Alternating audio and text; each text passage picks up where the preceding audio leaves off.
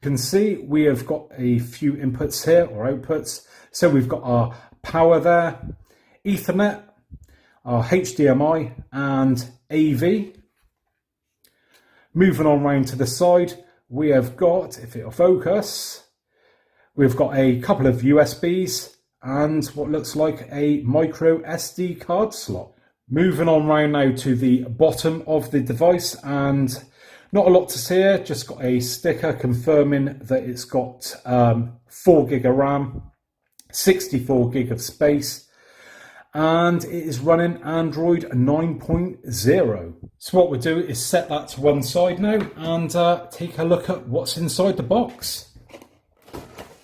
So lifting that bit of cardboard out the way there. So we have got included HDMI cable, which is always handy because there's nothing worse when you get a device like this and you've got to supply your own HDMI cable. So that's a very good start. Then we have got a power brick there. So UK 3-pin plug, but I believe you can get them for all the other countries with your plug to suit. And then we have a remote control. So let's just take a look at this. And yeah, very, very light. I'm guessing no batteries in the box, so you do have to supply batteries. And it looks like that's a couple of AAAs. But yeah, very basic remote, but it looks quite nice nonetheless. Like the purple on that. And we'll give that a test out in a minute. And finally, we have just got some basic instructions there. So yeah, all good. Like I said, the only thing that could be better if it came with batteries for the remote, but still not a deal breaker. And what I think we'll do now is just quickly get my tape measure and measure up the length of these cables. Right, so I've got my trusty tape measure, and let's just start off by measuring this HDMI cable. And this one comes in at approximately 1 meter. So yeah, as you'd expect for something like this, and I'm sure that would be adequate for most people. Moving on to the power cable now, and let's take the measurement of this. And this one comes in at approximately 1 meter and 15 centimeters, or 45 inches. Right, now we've got all that out of the way, I think it's time we hook this up and test it out. So let's crack on with the testing. Right, we've now got the box all wired up, fired up and connected to my 65-inch LG OLED TV. And to start off with, we are presented with this setup menu. Now, you've got all your sort of regular things on there, like your language and connect it to the Wi-Fi and so on and so forth. So I'm not going to bore you guys with all that, and I'm going to meet you on the other side. Right, so we've got it all set up now, and that was simple enough. And I have gone ahead and had a little fiddle with this already. But the first impression of it, when we come to this home screen, if I'm honest, the icons there aren't the best looking. They are a bit sort of jaggy, a bit blurry. It's like it's been zoomed in on a low res photograph. This is what's regarded as a high-end TV, really. It's an OLED TV, so it should look as good as it can do on this, really. Where it says H96 Max in the corner, that looks pretty clear, but all these icons and that, yeah, they're pretty low quality, if I'm honest. So anyway, let's have a quick tour around. So we've got like I say, this home menu here. So we've got YouTube on there, Google Play, which I have already signed into. Got my apps. We've got the time and that up there. That's not set up yet. My files, settings, browser. Up the top here, we've got some icons that indicate what's going on. So you've got your LAN cable there. That's how I've got it connected at the moment for sort of the best speeds and that. You've got your SD card there, and so on and so forth.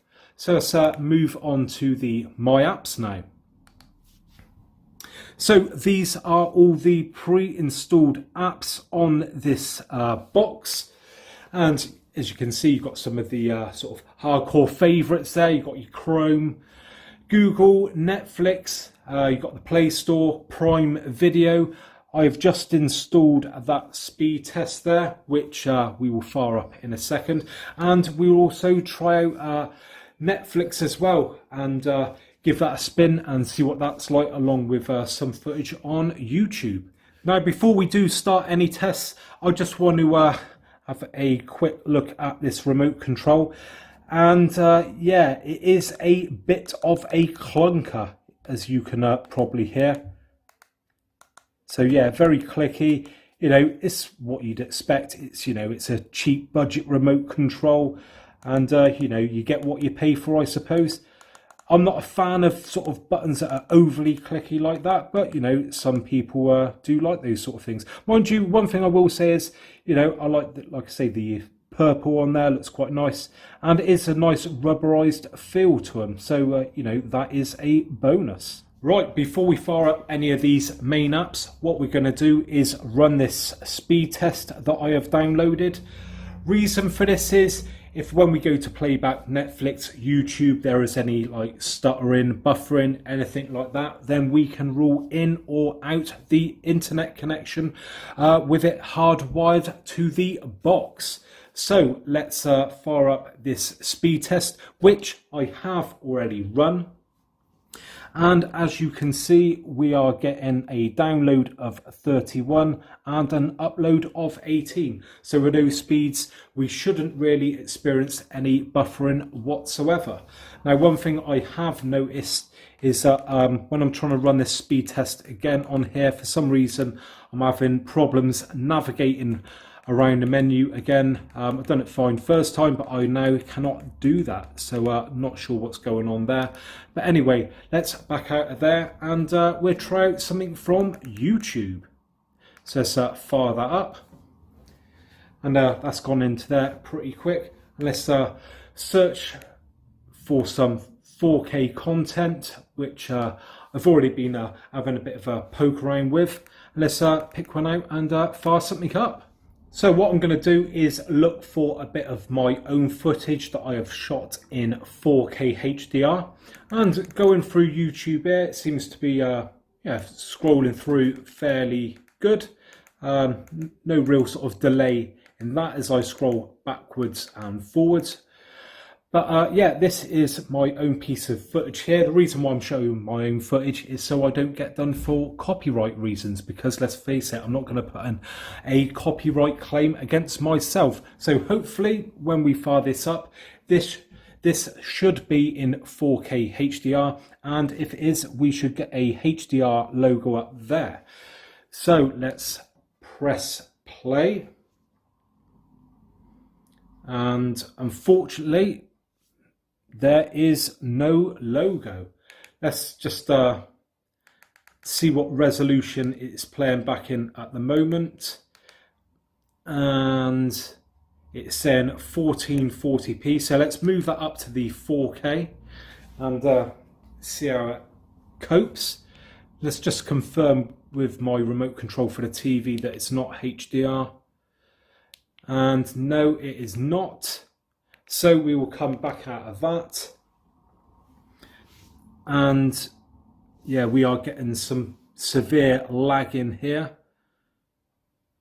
which isn't good at all. Obviously, this is meant to be a 4K streaming box, and it's struggling to play back 4K content on YouTube. And we've already confirmed that the speeds are good enough to run this. And I have already just tested my TV out with the same piece of footage as well, and it played back flawlessly from the inbuilt YouTube app on the TV. So that isn't a great start, But what we will do is I'll try out another piece of my own 4K footage that is non-HDR to see if that makes any difference. Right, I've now got another piece of 4K footage of my own. As you can see, it says 4K there.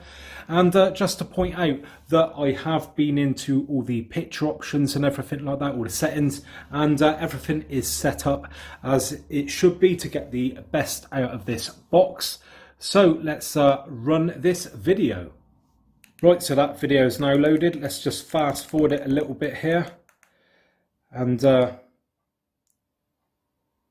see how it copes. We'll check that resolution. Again, it seems to be, you know, we're getting a lot of buffering there. You know, we shouldn't be getting that really. I've only fast forwarded it a little bit. And let's go to those picture options. And yeah, as you can see there, it's saying quality 4K. And yeah, unfortunately, it's not playing in 4K. It's just buffering. It is not having any of it. What I think we'll try next is we will go to the Play Store and maybe see how long it takes to download an app. So